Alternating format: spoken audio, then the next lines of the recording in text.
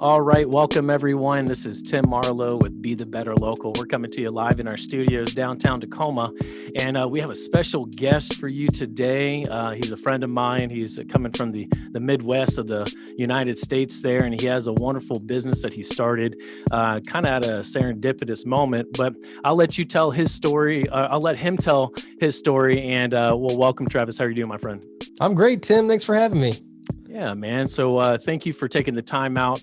Obviously, as podcasters, we love being on the mic, but there's so much on the backside of things that we do to kind of make this whole production and podcast life a business. So Yeah. We had the pleasure to kind of catch up with you in the last month or so. But for our listeners that are listening and viewing, tell us a little bit about yourself.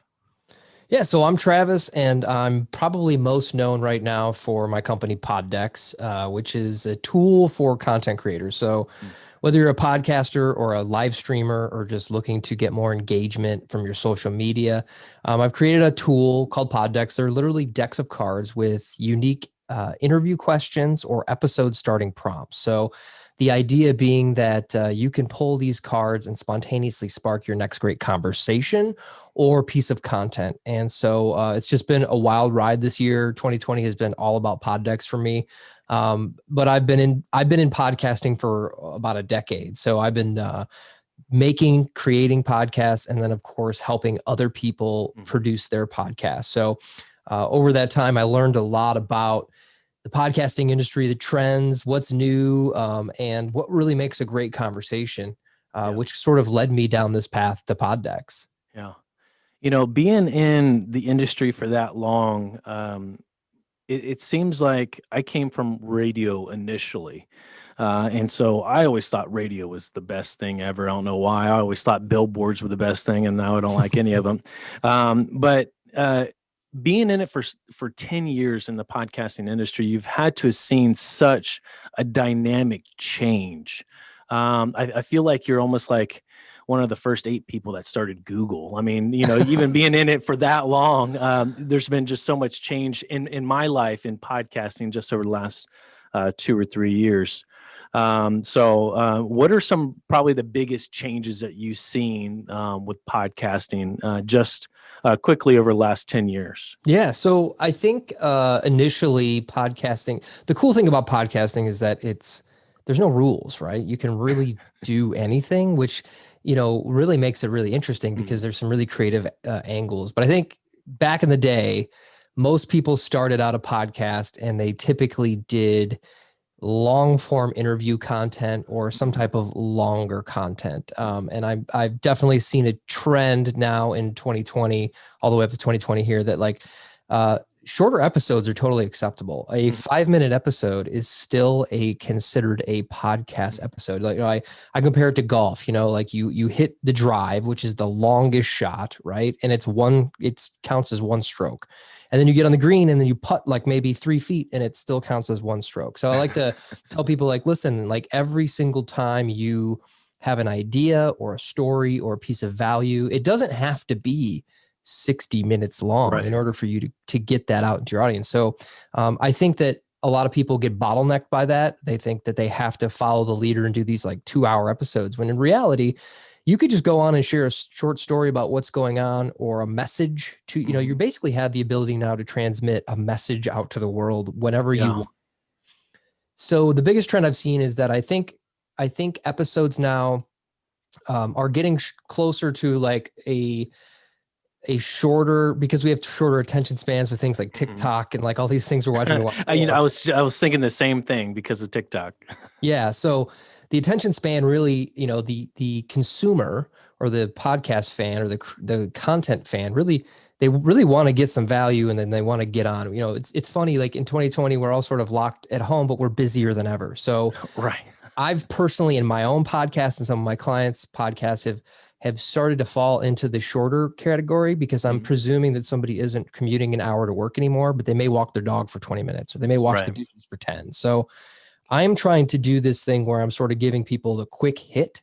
Now my podcast is called Podcast Therapy. It's very meta because I'm trying to help podcasters overcome the obstacles when you start podcasting. It's more than just setting up a mic and talking, but For my audience, I'm really focused on just focusing on like really one valuable piece of information that they can apply.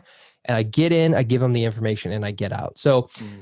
that being said, there's nothing, Joe Rogan's the biggest podcaster in the world, and he goes for like 3 or 4 hours. So, whatever suits your style and what you're trying to do is what you should do. You should not try to make a podcast a specific length. The podcast Mm. becomes a length by however long it takes you to transmit that entertainment or Mm. educational value. Yeah. Yeah, conversations. I mean, if you can have a good conversation with somebody, it doesn't matter if you plan for 15 minutes of it, you're going to end up talking 30, 45 Yeah. minutes. And just because I think that's one of the powers of podcasting is the fact that unlike a written book, once you write it and publish it, it's done, it's over with. You just got to reread it. But podcasting, if the conversation is good, it may be longer. But if Yeah. it's just something you're just trying to get a thought across, like you were saying, there's nothing wrong with that shorter clip because honestly, we've seen the trends here as well. That's not just a local thing to your area, that's a global thing. It seems like even 30-second clips and shorter are really getting a big hit in the Yep. social media.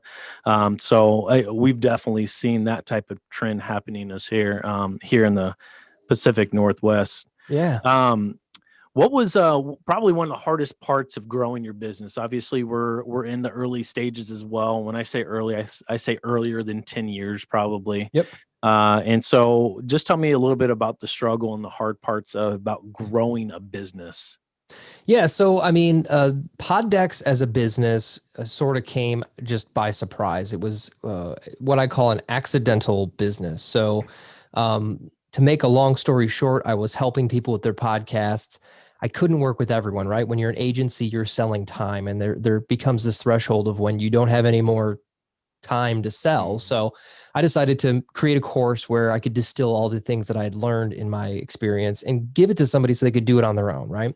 And so I built a course, and I love looking into different marketing tactics. But one of the tactics I really love is called the lumpy envelope tactic, where somebody buys something from you and you ship them something that they're not expecting, and it's a lumpy envelope. And when they get their mail, and mail is completely underused now because we're all on email and texting, they have to know what's in that package. They will always open it first. So I decided I was going to take a list of questions that I had.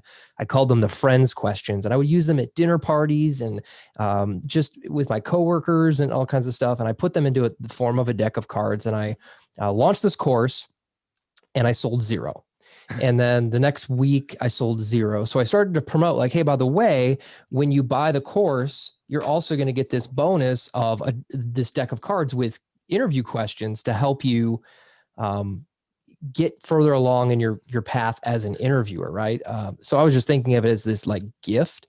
Well, people started emailing me and saying like, hey, like I don't need your course, but what are the cards you keep showing? And I was like, And so after I got about the fourth or fifth email, I thought, okay, maybe this is actually a tool. So going back to your initial question, when I created PodDecks, the biggest struggle for me was that this is a blue ocean idea, right? Like mm, questions aren't like, a blue ocean idea, but the concept of having a tool for podcasters, you buy a microphone, you buy your headphones, you get your host, and then you're sort of done with the tools. There's software tools and things like that, but there's no like physical, tangible tools that are going to help you be a better content creator mm, besides experience. So the biggest trouble for me was in the beginning was just basically letting people know that A, it existed, and B, sort of explaining like there's lots of different ways to use them.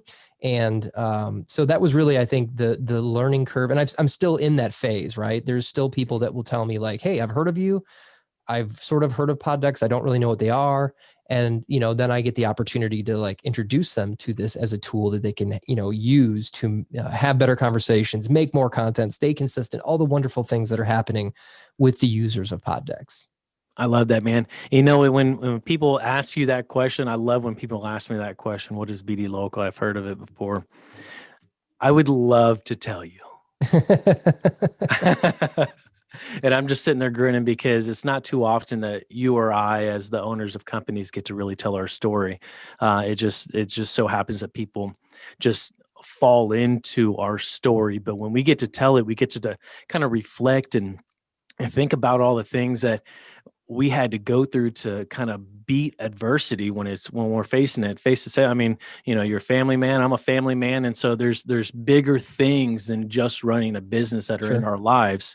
And so when you're running, like I said, in the face of adversity, you got to figure out what you got to do to kind of break through obscurity. So Yeah.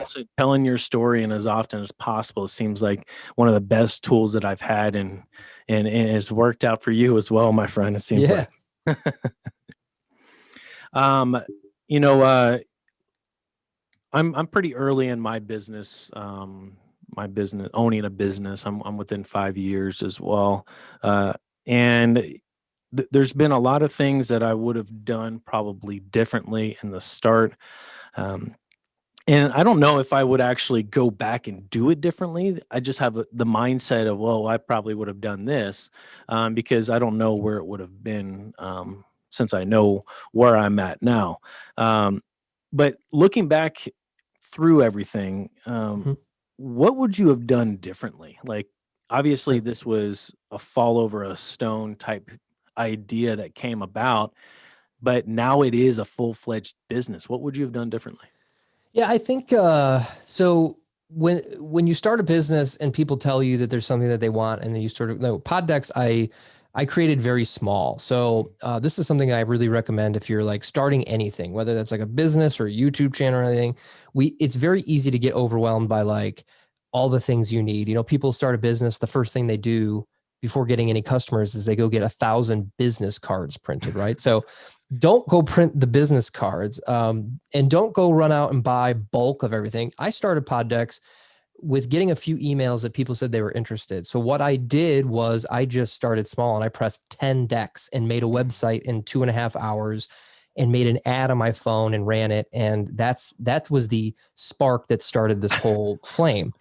But I could have done it differently and paid $5,000 to have a website built and pressed 20,000 decks to get that bulk pricing, not knowing that I'd be sitting here today telling you that I've sold thousands of units. But Mhm, mhm. I think people can get a little bit ahead of the game. So I was in sort of a reaction mode. I was going, okay, now people want this. Now I need to put some stuff in place. And if I could go back and tell myself anything, I would say just just pause for a second while you know you have interest and put some systems into place. Mm, Now, I really like my journey because what it allowed me to do was let users give me feedback, let customers give me feedback. You know, right. when I started shipping, Mhm, you didn't get like an automated email that gave you tracking. It just said your order has shipped, right? So people mhm, were like, "Did my order ship?" Okay, let's put some software into place that generates some information of where your package is, and it right. allowed me to do that stuff and build on top of what I had already built. So I definitely enjoyed that process, but I would have put more systems into place earlier on because if you don't have a system, you really don't have a business. I mean, you have a job, right? Right. But if you don't have a system, you couldn't say like I could leave for vacation in You 2 can't weeks. leave. Correct. So I've been running this business almost single-handedly for a year, and I chose to do that so I could figure out all the dips and the curves and all the things. So in 2021, my goal is to start removing myself from the business in Mhm. case I get run over by a bus or, does anyone even know how to log into my website to fulfill orders when I'm gone? You know what I mean? Yeah. Um, so I think earlier on, I would have probably just paused because I was so excited. I just moved forward Mhm. and I let the current and the momentum take me. I would have sat down earlier with a piece of paper and try to figure out some you know the tasks that are repetitive, how to put systems into place to lessen how many times I check my email or Mhm. imprinting orders or shipping orders or going to the post office, things like that. Right. Man, that's huge because, when you're looking back, it's kinda it gives you a chance to almost predict your future because you can either do the same thing or adapt with the change knowing that this would have worked or this wouldn't have worked. Something that I like to just it's almost like a daily mantra, especially when I have the anxiety of not doing enough work, Hmm. especially owning a business, having clients reaching out, and you have all of it as well, is that tomorrow is already here. It's called today. Yep. And so I have got to do everything I can to do my part in my story because one day we want to be able to step apart. And if Right. we don't set up the right framework so we can have a strategic process, that's not vision, that's not growth, that's just that operational work where someone can take over, where you and I as owners can grow the business to imaginable reaches, right? Yep. Absolutely. So with that said, you didn't talk yet about your app. I would love to talk about the app, PodDecks, as well as kind of the future, because I think that more people now than ever are looking for applications to download. Mhm. There's too much wishy-washy even on social media these days on exactly what kind of content are they going to allow us to publish and all of this stuff. So having your own app, let's talk about it. Let's talk about the Yeah. process of building it, just because we're app developers as well. And tell us a little bit about the future of Sure. PodDeck. So, very quickly, I realized that when you purchase PodDecks, you're excited. You're looking for this tool to help you, and you may be inspired at that exact moment. And Mhm. then the order has to be processed, it has to be packed, it has to be shipped, and then you have to wait for it to get to you. So, I started off shipping in the United States only. I started to get a lot of requests from other countries for pod decks, and the shipping overseas is just like ridiculous. It Mm. almost costs more than the product itself. So I sat Wow. down and said, how can I get this tool into people's hands like instantaneously? And the vessel that we all carry around with us, of course, is the supercomputer called our phone that, Right. has more computing power than the Apollo space missions getting to the moon. So I thought to myself, you know, this could put me out, like this could put my decks out of business, but it would have a global reach. It would be instantaneous. It would be frictionless, just like podcasting is. Mhm. And so I decided, hey, let's turn this into an app. And I sketched it out on a napkin, I said, this is what I think it should look like. And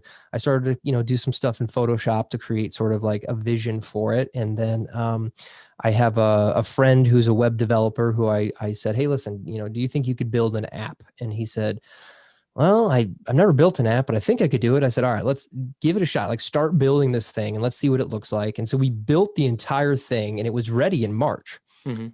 But then I realized that, we had such not having the app out already, we had an opportunity to make it bigger than just the question. So I Mm. sat down and I said, okay, what does a podcaster need? Well, they need a toolbox. They need to know what Mhm. kind of gear. Mhm. The most common asked question on the internet right now is what microphone do I need? So I put together a toolbox that literally has little drawers. You press a drawer, it opens up, it shows you all my favorite Right. tools. I put mini courses in there. So at the time, Quibi was coming out and they were doing these vertical videos. Quibi's now out of business, but I thought, yeah, let's put like a little like mini course section in where I can partner with other experts besides myself. And we could make these little mini courses that you could go in and learn something in 5 to 10 minutes that you could apply to your podcast right away. And I put my own private stash of royalty free music in there, and we do member giveaways and we have member exclusive discounts. And so we added so much in. So it took 5 months. We paused it. We added all these features in and we released it on International Podcast Day, which was amazing. Mhm. And it's on Apple and now Android as well. And it was just a way that I thought, as a business owner, I'm always trying to think of how I can put myself out of business, right? So, if you think about this, you go, okay, this is my business right now, right? And in 3 years, what will somebody do to like put me out of business, or how can I put myself out of business? So I thought, apps are huge. Everyone has a phone. It's super accessible. You press a button, it's there. Let's try to put ourselves out of business. And to my surprise, the physical product is still selling because people like a tangible thing. People like to Mhm. buy things, like the whole thing. So the initial thought of it being scary and putting me out of business could have made me curl up in a little ball and just not do anything. But I Right. decided, and I'm going to keep doing that. I'm going to keep trying to put myself out of business because that's how your business ends up evolving. Mhm. And if you look at all the big tech companies, like that's all they're doing is trying to put out the next update to put themselves out of business. So that's sort of where the app came from. And it was my first app. And I'm super proud of it because it's beautiful. It's super smooth. It's fast. And we've had over 120,000 card swipes on the app. So Nice. that means that means that there's a lot of conversations that have been sparked from it. So Right. that really brings me more joy than anything. Yeah, I'm looking at it right now. I mean, this app is smooth, like you said. I love it. And something that I just want to reiterate as the listeners and viewers are watching. One of the things that you said that you would have done differently in the beginning was have more of a thought and process. Mhm. I think you learned from that and you implemented that exact same thing with the app because you Yeah. could have pushed it out as soon as the cards were ready, as soon as the subscriptions were ready. Yeah. But you actually took that same piece of advice for your own self and your own story to pause, look at the bigger picture, and see what else you can deliver as a service. And I think you've done an absolutely amazing job. It's Thanks. impressive. I haven't even put that two and two together until you just brought that up. So thank you. That makes me Yeah. feel actually better about it. You should because I mean, as owners, you have got to learn to adapt. And again, not saying that you would be here exactly in the same moment in time with the same stats if you would have paused on the decks, but I think there was a reason why you didn't because you needed to push something out to get the feedback for the vision to mold into what it needed to be. Yep. But the app, you could hold on to that for a moment just because it is so diverse. It is more than just a single dimension type thing, which Yeah. would be what this is. This is very dimensional. The app is so diverse and it can reach all corners of the world without you having to leave your home studio there. So Yeah. it's amazing what you've been able to do. And I think as a business owner, I congratulate you for Oh, thank you. just learning to adapt and learning when to pull the trigger and when not to pull the trigger and honestly um, collaborating with people in the community that are kind of doing the same vision as you. I think that's really without someone dropping millions of dollars into your account as an investor. I think that is one of the most untapped resources that people are forgetting is the fact that we are vulnerable. We are good at specific things. But if we can learn to be friends with everybody else that are good at their avatar, then Hmm. we can build unimaginable things here. Before we head out today, and again, thank you, Travis, for being a part of our show today. It's called Be the Better Local. We highlight influencers, podcasters, business owners, musicians, and artists all across the world to allow you to shine in what you do best. And what you do best right now is connecting podcasters with great tools called PodDecks. How can we support you? How can the listeners and viewers, again, follow you on social media and download the app? Sure. So I am heavily invested in Instagram. So I spend a lot of time on Instagram. So at PodDecks, I go live all the time and interview random people just to show you that you can be completely unprepared for an interview, yet have this incredibly interesting conversation. I'm always posting Yeah. tips on podcasting, sharing my podcast, sharing other, other people in the podcasting space. So that's where I spend most of my time. I also have a Facebook group called the Podcast Builder Club. Mhm. And the reason I started that was because I wanted to create a safe space for people to come collaborate, ask questions, because all the other groups I'm part of, you'll ask, someone will ask a question. They're brand new to podcasting. They ask a question that is to the rest of the group, potentially maybe an easy question or something that's Mhm. already been asked. And they just get completely pummeled by all Right. these people yelling at them. So we don't Go stand for to that the in our post group. a week ago. We just posted Yeah. that. Yeah. So it's a safe space. I call it guff with my kids. Don't guff me. We don't have any guff and it's a safe space for people. So that's why I created it. And, but Instagram is my jam. If you come follow me, you'll get a lot of fun, valuable tips. You'll get to see the cards. I actually post pictures of the cards and watch the comments roll in because giving your audience a platform to engage with you is the way to get in comments and likes and all those things. So, and then of course, poddecks.com is where you can find all of my decks and apparel. And then of course, the PodDecks app is available everywhere. So you can download it and you can try it out completely free. Every deck has free cards. There's actually an episode deck in there that has over 60 episode starting prompts. So if you're thinking about starting a podcast, but you're tired of staring at a blank piece of paper, you don't really know where to start, just open that up. It'll give you a prompt and it'll give you over a year's worth of ideas to podcast with without ever having to Mm. plan anything. So it's Wow. a lot of fun. And, I'm building this community, which has really turned out to be the biggest part of PodDecks is the network, the fabric, the mesh of all these users and people like yourself who Mm. are collaborators. So it's awesome. You know, and usually I don't pick up my phone during interviews, but as an app developer, you understand, I'm actually playing with this his app here, and it's fun. There's so many things that I can sit here and play with and view, and there's just multiple buttons to. It's just knowledgeable, and I could sit here probably for about an hour and not do anything other than just scroll through to see all the amount of content that you have going on here. So, as app developers, an app developer, I just thank you for producing such a great quality app Thank with you. the content that we need today. Um, uh, Usually on our show, I have a co-host. He is currently working, so I appreciate being able to just get you on screen today, my friend. But usually we now have a PodDecks segment, so we'll actually interview each other. We'll pick a question out and we'll just kind of answer each other for a couple minutes there, and we started to ask all of our guests that are coming on board as well. So they're not prepped with the questions, so I'm not going to prep you as well, but Yeah, have a little bit of an advantage here. So I do. Yeah, I do know some of the questions already, but there's something to be said about spontaneity. So I love the fact that there isn't any prep, and that's what's going to make okay, this next part interesting. right. I'm not going to do that one because I just did that one on my show the other day, and that was a really fun one. All right, so we are in the Pod Decks. What the heck deck? That's my Um, favorite deck.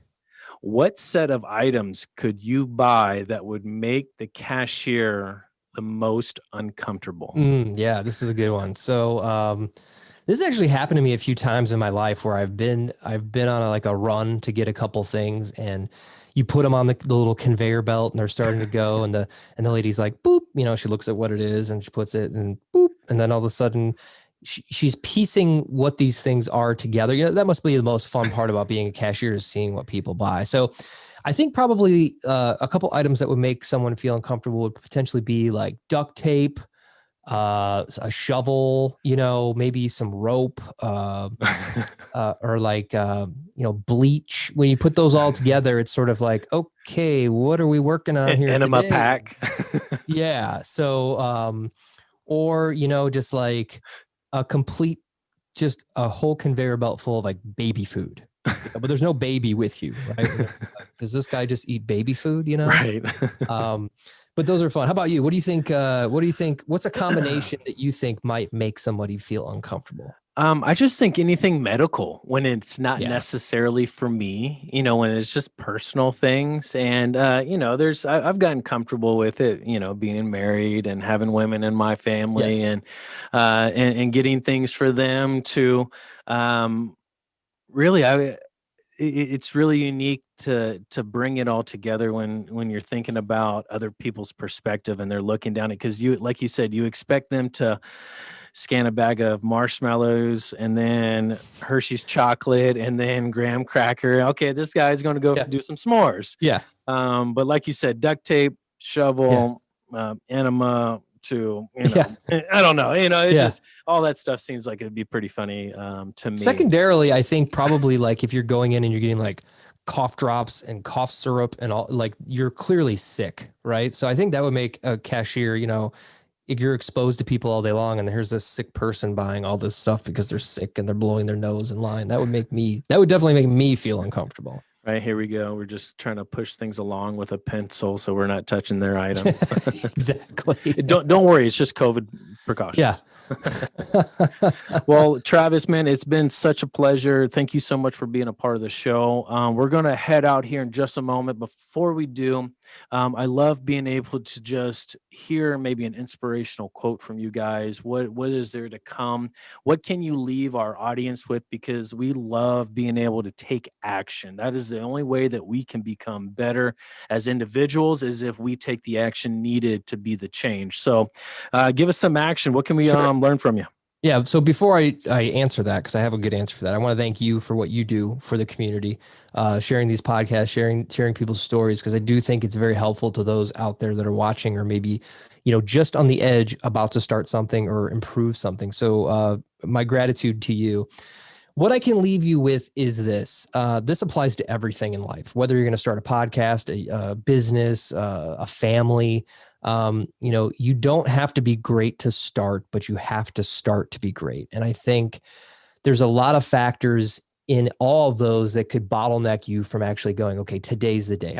If you want to lose 5 pounds, right, you got to put the candy away today, or you have to, if you're going to podcast, you got to, you just have to press record. So the next time you're about to start something and you get that aching feeling of like, I'm an imposter, or I don't know if I can do this, just press start, press record, go buy the domain, do something, because every little step you take, the best time to plant a tree was 20 years ago or today, right? So think of yourself as this lush tree that's going to grow over the next couple decades. You want to plant that seed today. So, and if 2020 has taught us anything, nothing is really guaranteed, right? Your job may not be guaranteed, your health may not be guaranteed. So the last thing you want to do is go out on that note of like, oh, I should have started that podcast, or I should have started that YouTube channel. And start ugly, start dirty, just like I think we're convinced based on what we see other people doing that everything has to be perfect, and perfect is the most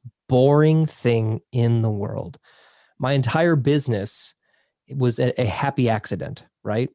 And I'm super grateful for that. And you can have happy accidents too. And some of the most wonderful things that have ever happened in music, in film, were complete accidents. Like I'll give you an example. The Beatles, right? They started recording, and one of the sound engineers put the tape on backwards, and it started to play the music backwards. And John Lennon said, "That's brilliant. I want to hear everything I play backwards before it goes on a record." So that's where they got that whole backwards vibe from one guy making one simple mistake in the studio. So you never know what's going to happen by just actually starting right now. Man, I love that, man. There's so much depth to just that in itself. I believe we can even probably have our own show and continue to have that conversation, because if you don't do anything different, you're going to live a life that you already know.